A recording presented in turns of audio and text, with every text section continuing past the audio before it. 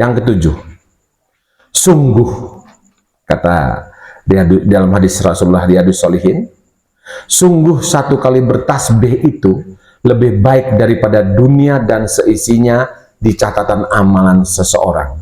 Karena dunia dan segala keindahannya akan pergi dan hilang, sementara amal soleh itu tetap kekal.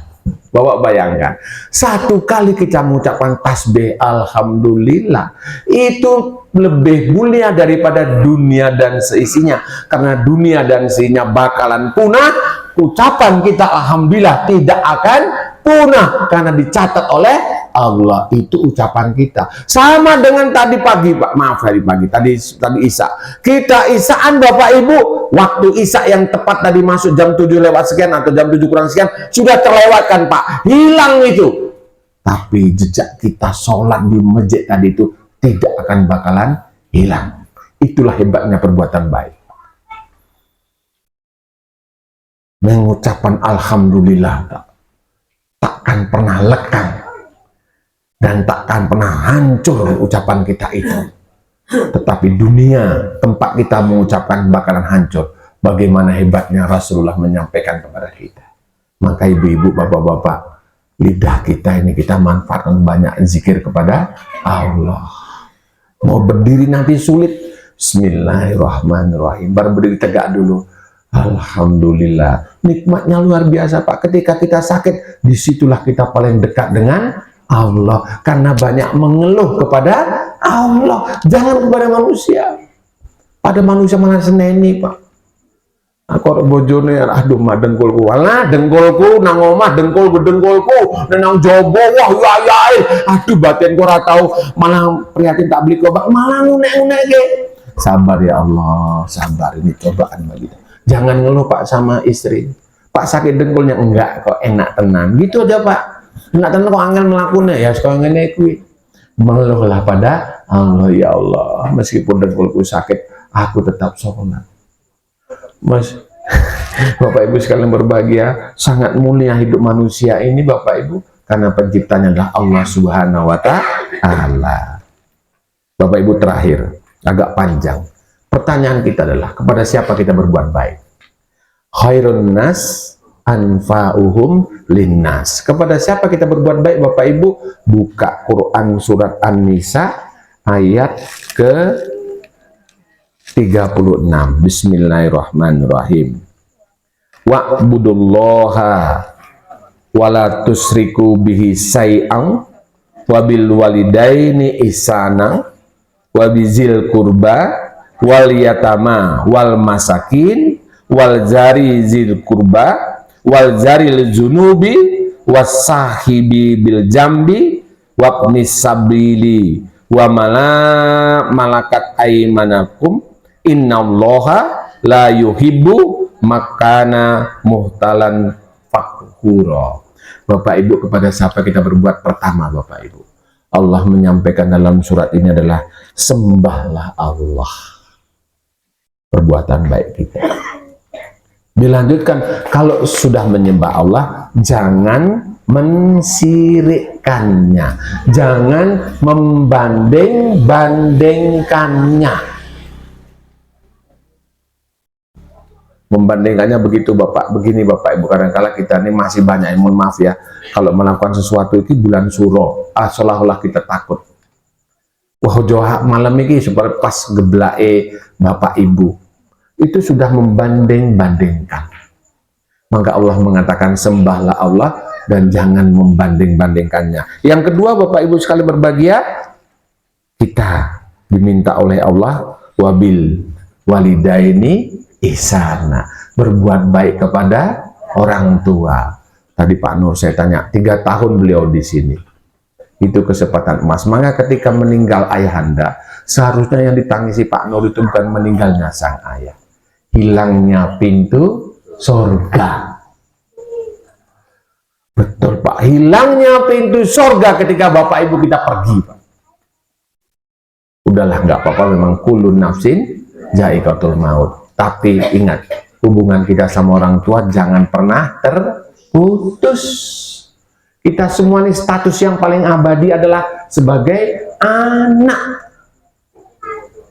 Ya toh Bapak Ibu? Kita anaknya ayah dan ibu kita. Perkara tempatnya sudah berbeda, jangan putus.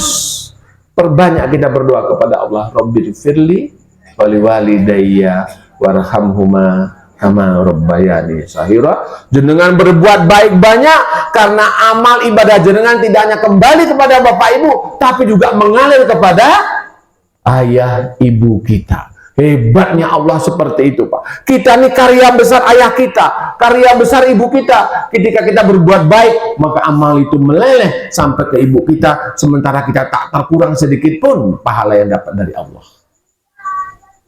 Nomor 2, birrul walidain. Nomor 3 adalah berbuat baik kepada karib kerabat, sanak saudara, suami atau istri. Lihat nomor 3, Pak. Nomor 1 kepada Allah, nomor 2 kepada ibu, nomor 3 kepada karib kerabat. Jenengan menyantuni anak yatim piatu boleh, menyantuni fakir miskin boleh, tapi diusahakan kalau bisa yang masih kerabat. Dapat 2, Pak. 1, silaturahimnya terbangun, kemudian kita membantunya juga membangun. Yang ketiga, Bapak Ibu sekalian berbahagia, anak-anak yatim. Kemudian orang-orang miskin, tetangga dekat dan tetangga jauh. Bayangkan, Pak, membangun negoro pakai ayat ini saja beres, Pak.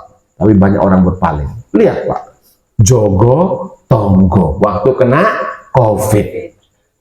Kalau nggak kena COVID, terjogo tonggonya dijogo gue, tetap dijogo. Karena itu bagian baik dari kita. Sampai Rasulullah mengatakan, kalau kau masak, perbanyaklah kuahnya. Itulah konteks berbaik kepada tetangga. Wah, luar biasa, Pak. Jadi jenengan itu kalau mau mengelis satu hari ini apa perbuatan baik saya, mungkin 2 portofolio itu nggak cukup, Pak. Apa yang sudah kita tulis perbuatan baik kita. Tapi tentu tidak perlu kita banggakan kepada Allah, karena sesungguhnya perbuatan baik kita itu kalau timbang dengan rahmatnya Allah masih jauh.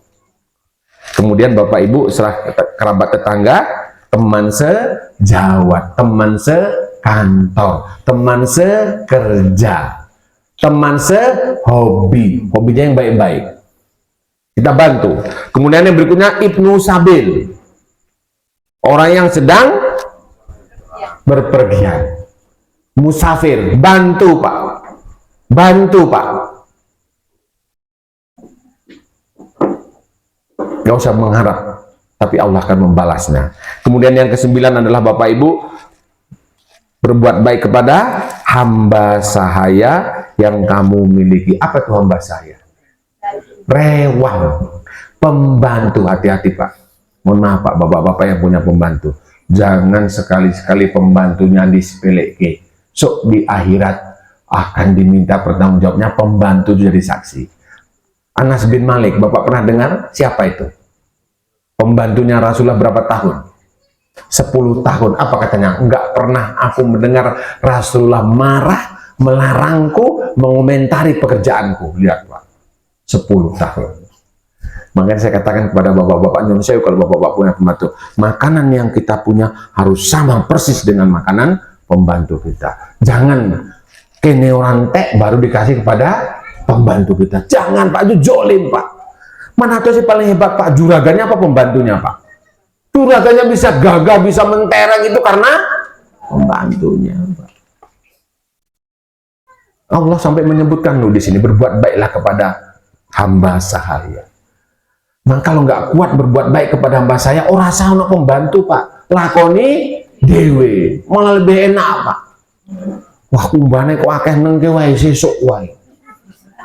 Capek kok, kita nikmati tuh. Wah, jebulannya pekerjaan yang selama ini kita berikan kepada pembantu berat, baru kita tahu bagaimana merasakannya. Kemudian yang 10, Bapak Ibu sekalian berbahagia, Allah mengatakan Allah tidak menyukai orang yang sombong. Berarti berbuat baik kita jangan kementus, ojo dumeh, ojo aji mumpung. Allah marah besar itu. Mumpung aku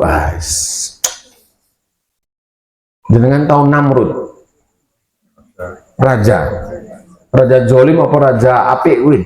Jolim. Komentose luar biasa toh. Matinya gara-gara apa, Pak? Kelebon nyamuk. Di mana? Bolongan mana? Hidung, Pak. Nyamuknya melebu. Wah, dipukul-pukul kepala, mukanya nggak keluar, soyo ke atas, akhirnya kepalanya dibenturkan ke dinding-dinding, diambil pukul, saking mumetnya dia pukul kepalanya hanya untuk membunuh nyamuk. Bayangke, Pak, kalau Allah berkehendak, Pak. Jadi kita ini Bapak Ibu bisa sukses atau tidak bukan masalah-masalah besar, Pak. Masalah-masalah kecil yang kita lakukan gitu, Pak.